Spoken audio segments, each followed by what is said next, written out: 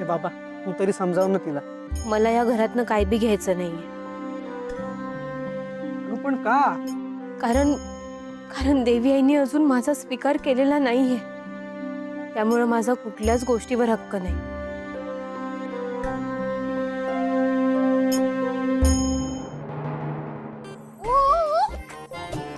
काय कोण आहात तुम्ही आणि डायरेक्ट कसे आमच्या घरात कसे घुसताय?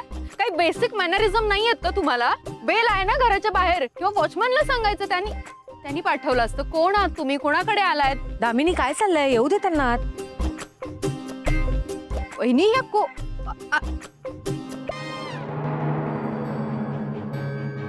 ताई तुम्ही इकडं कशा काय? पारू, किचन बंद झालं तर आमचं आयुष्य पुन्हा पहिल्यासारखं होईल ग. टिफिन सर्व्हिसमुळे आमच्या आयुष्याला एक नवीन दिशा मिळाली होती. मी स्वतःच्या पायावर उभी राहू शकले, मुलांची फी भरू शकले, ते फक्त आणि फक्त टिफिन सर्व्हिसमुळे. आणि खरं तर तुझ्याकडे काम केल्यानंतर मला माझा गेलेला आत्मविश्वास पुन्हा मिळाला, जगण्याची नवीन उमेद मिळाली.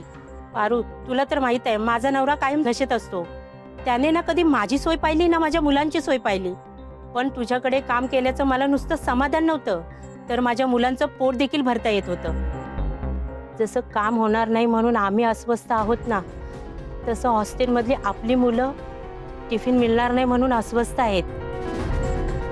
आणि आम्हाला असं कळलंय की कोणीतरी हे मुद्दाम केलंय. ज्यावेळी तुमचं तिकडे सामान बाहेर फेकलं होतं ना, त्यावेळी तिकडे केस रंगवलेली बाई आसपास फिरत होती, असं आम्हाला तिकडे खेळणाऱ्या मुलांनी सांगितलं.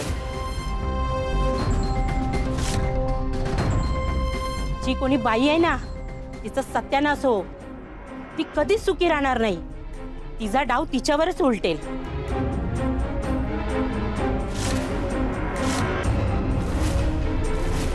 हे बघा, एक मिनिट.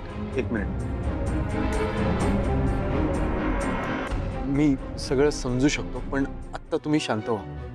आपण आपलं काम कसं सुरू करता येईल ह्याकडे लक्ष देऊया. आता मी बघतो एखादी अल्टरनेटिव्ह जागा काही मिळते का. पण काही झालं तरी पारू टिफिन सर्व्हिस आपण परत सुरू करूया. एक मिनिट आदित्य. नाही म्हणजे जशी जागा तुला हवी ना तशी एक जागा माहिती आहे मला. कुठली? कुठे आहे बाबा? असं काय करतोस? आपला आउट हाऊस नाही का?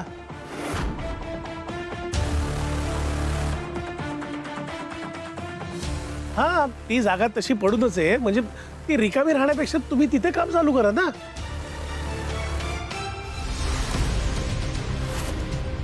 पारू, तुझं काय म्हणणं आहे यावर? तुला चालेल ना? बाबा ही चांगलीच गोष्ट आहे, मला आनंद आहे त्याचा. हा,